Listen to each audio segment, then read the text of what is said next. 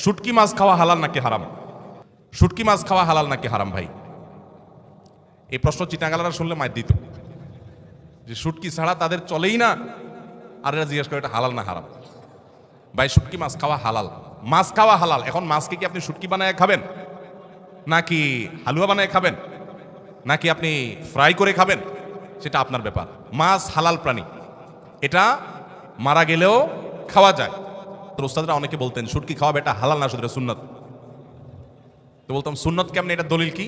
দলিল দিয়ে বলতেন যে সাহাবীরা একবার একটা বড় মাছ পাইছেন এক সফরে, সম্ভবত আম্বর নাম, আপনার নাম অনেকে হাদিসে জানেন। বিশাল একটা মাছ পাইছেন কোন একটা অভিযানে, যে সমুদ্র থেকে উপরে উঠে পড়ে গেছে বিশাল মাছ। তো সে মাছ তারা খেয়েছেন, খাওয়ার পর সেখান থেকে মাছ নিয়েও আসছেন। এখন সাহাবীদের মধ্যে এই মাছ দীর্ঘদিন তারা ওখানে খেয়েছেন, আবার নিয়েও আসছেন। নবী করিম সাল্লাল্লাহু আলাইহি সাল্লামকে জিজ্ঞাসা করা হলো এটা হালাল না হারাম। তো নবী করিম সাল্লাল্লাহু আলাইহি সাল্লাম সেটা খাওয়ার অনুমতি দিলেন এবং বললেন যে আর আছে কিনা। তো এখন যারা সুন্নত বলেন তারা বলেন এই মাছ সফরে পাইছে, তারা সেখান থেকে খাইছেন, ওইটা রাখছে, আবার নবী নিয়ে আসছেন মদিনাতে, নবী সাল্লাল্লাহু আলাইহি ওয়াসাল্লাম সেখান থেকে আছে কিনা জানতে চাইলেন, নিলেন, খাইলেন। তাহলে এই যে মাছ সেখানে ধরা পড়ছে এবং সফর, তখন তো আর বিমানের সফর ছিল না যে কয়েক ঘন্টা চলে আসতে সময় লাগছে, এগুলো কেমনে হয়েছে? নিশ্চয়ই শুটকি বানায় আনছে।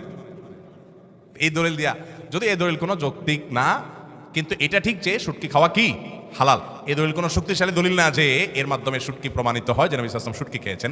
এটা বিভিন্নভাবে হতে পারে, লবণ দিয়ে রাখা হতে পারে, তারপরে যা মরুভূমি এলাকাতে এমনি জিনিসপত্র একটু দেরিতে পৌঁছে সেভাবে হতে পারে, আর নানাভাবে হতে পারে, আবার শুটকিও হতে পারে, আল্লাহু আলাম। বাকি শুটকি খাওয়া যে হালাল এতে কোনো সন্দেহ, আপনার যদি রুচি না কুলায়, গন্ধ লাগে আপনার কাছে, আপনি না খেলেন।